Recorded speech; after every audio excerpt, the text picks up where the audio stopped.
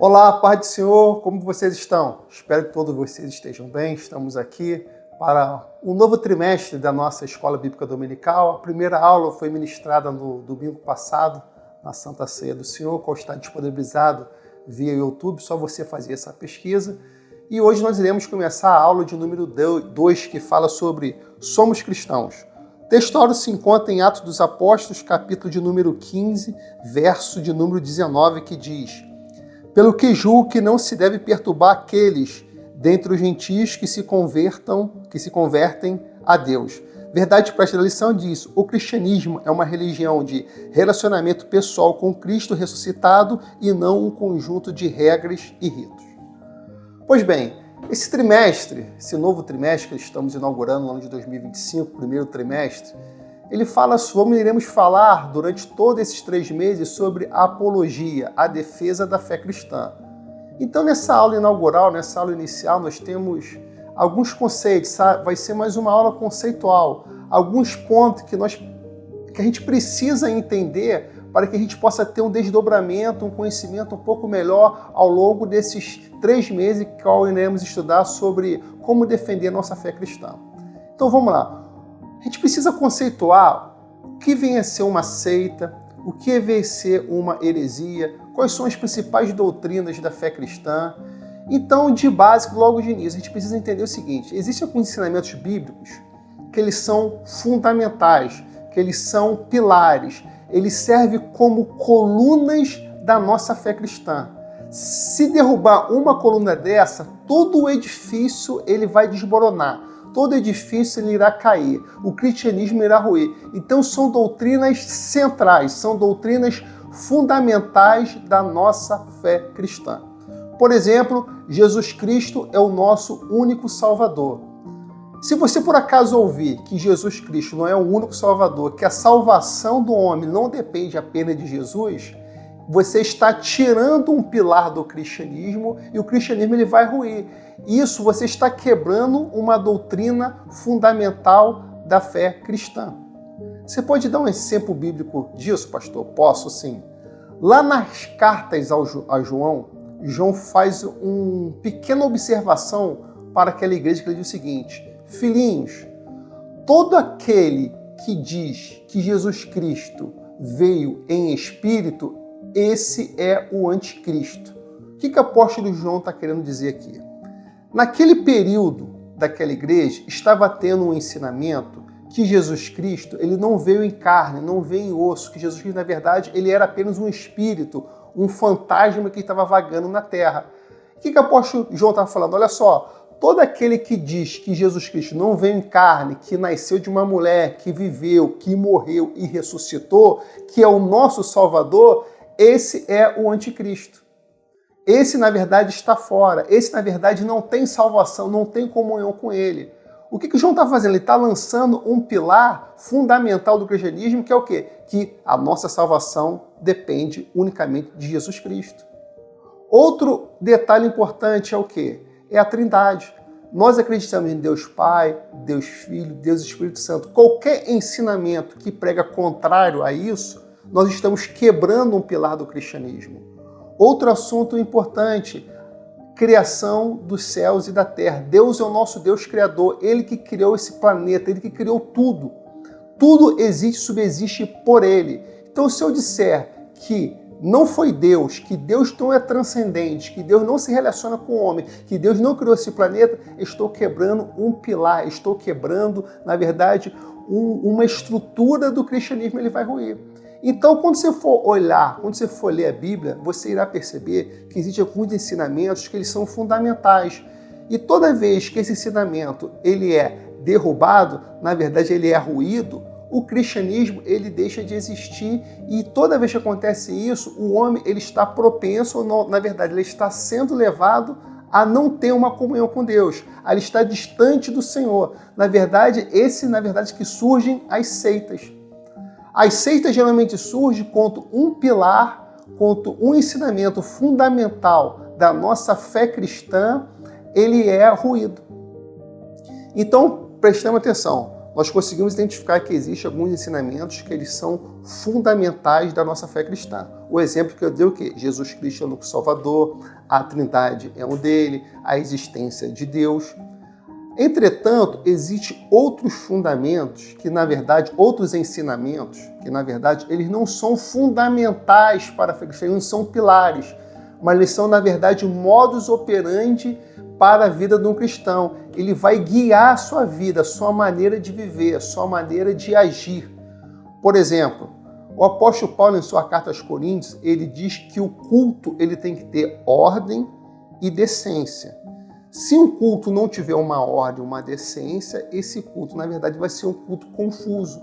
E principalmente aqueles que não conhecem a fé, tiverem nesse culto, que ele seja confuso, que não tenha uma ordem, uma decência, ele, na verdade, não vai ser edificado. A pessoa vai sair, na verdade, com diversas dúvidas, através daquele culto que foi uma bagunça. O apóstolo Paulo aqui não está dizendo que se um culto que ele não tem uma decência, a pessoa vai perder a salvação. A pessoa vai deixar de ser salva. Ele está dizendo um modus operandi da vida de um cristão, que na verdade ele deve ter um culto com ordem, com decência. Aqui não é um pilar da fé cristã. Aqui, na verdade, é um ensinamento bíblico para que o cristão possa ter um culto saudável.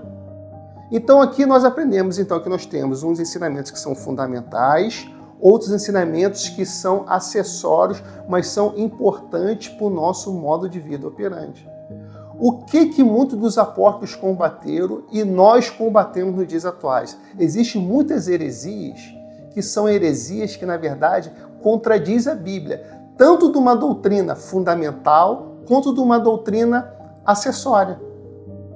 Entretanto, você precisa entender o quê?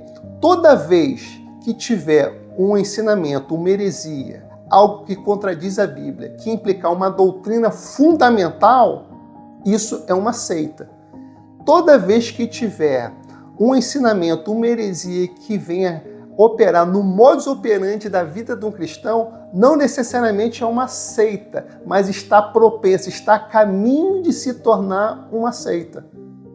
E o que o apóstolo Paulo, o que os apóstolos naquele momento combateram? Combateram muito desses ensinamentos, que tanto vinham combater uma doutrina fundamental, como eu dei o exemplo de João na sua epístola, ou um momento da forma de vida de um cristão, como eu dei o exemplo do apóstolo Paulo lá com a igreja em Coríntios, onde o culto estava uma bagunça.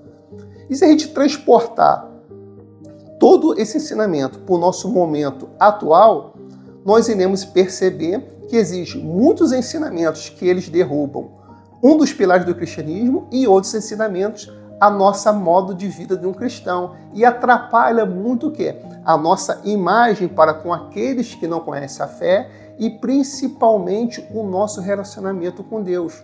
Por quê? Porque quando eu utilizo uma heresia que ela venha combater algo, que venha ter um ensinamento, que venha atrapalhar o meu relacionamento, o meu modus operandi de vida de um cristão, eu vou estar sempre propenso a viver um cristianismo supersticioso, um cristianismo místico, um cristianismo falso, um cristianismo que não é verdadeiro e vai gerar como consequência, muitas das vezes, um mau testemunho para aqueles que estão ao nosso redor.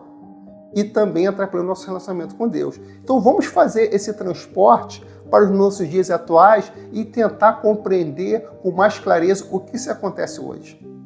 Bem, nós percebemos que existe um grupo que se diz evangélico, que prega, que ensina, que na verdade não existe um Deus triuno, não existe o Deus Pai, um Deus Filho, um Deus Espírito Santo. Na verdade, eles negam totalmente a Trindade. Eles negam que existe. Eles são, na verdade, chamados de unicistas. Existe no Brasil esse grupo evangélico que é muito forte, que diz seu relacionamento sobre isso.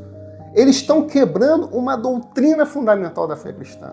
Eles estão quebrando um pilar. Então, eles são considerados seitas. Por quê? Porque eles pregam um dos ensinamentos fundamentais da fé cristã, que é o quê? Que nós temos um Deus Pai Criador, nós temos um Deus Filho, que é o Salvador, e nós temos um Deus Espírito Santo.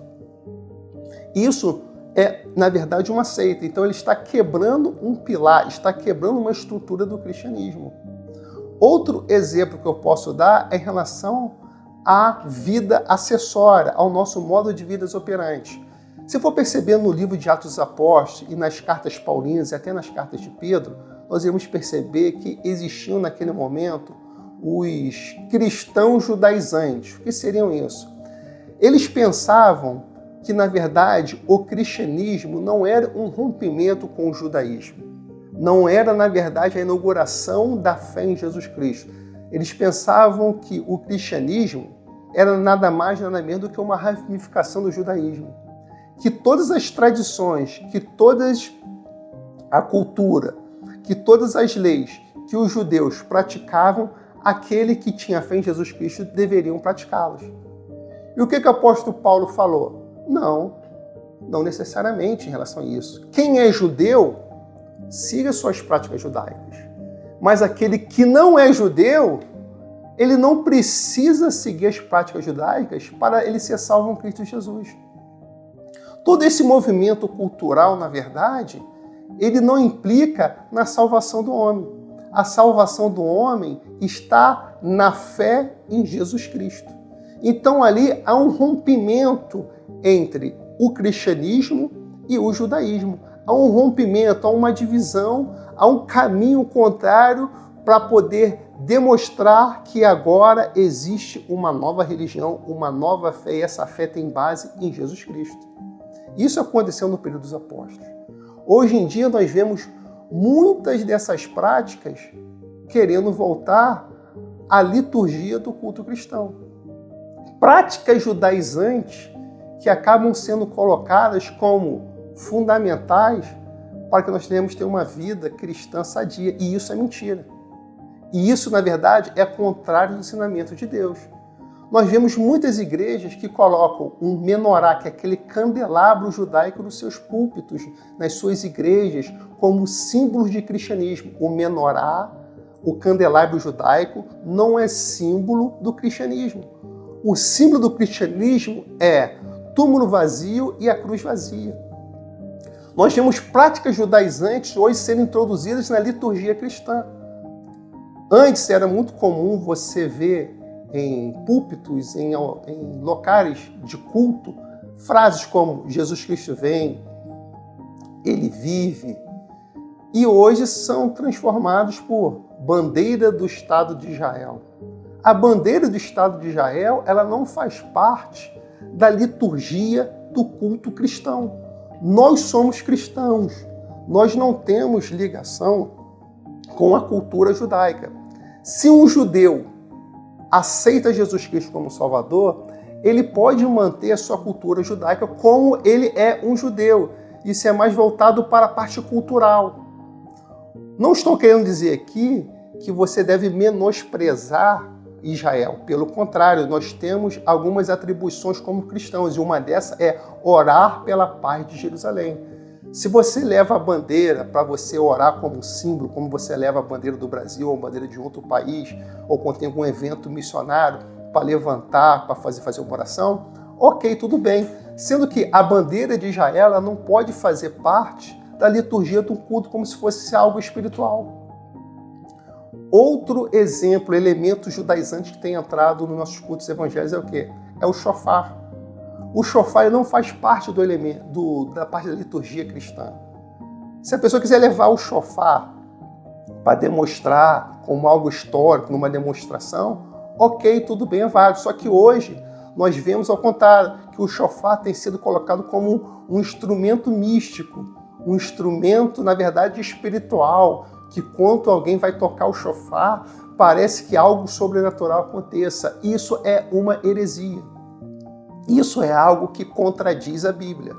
Isso é algo que, na verdade, não quebra um fundamento da fé cristã, como eu falei, mas atrapalha o nosso relacionamento com Deus, nossa vida operante, a maneira de cultuar Deus com uma liturgia cristã sadia e saudável.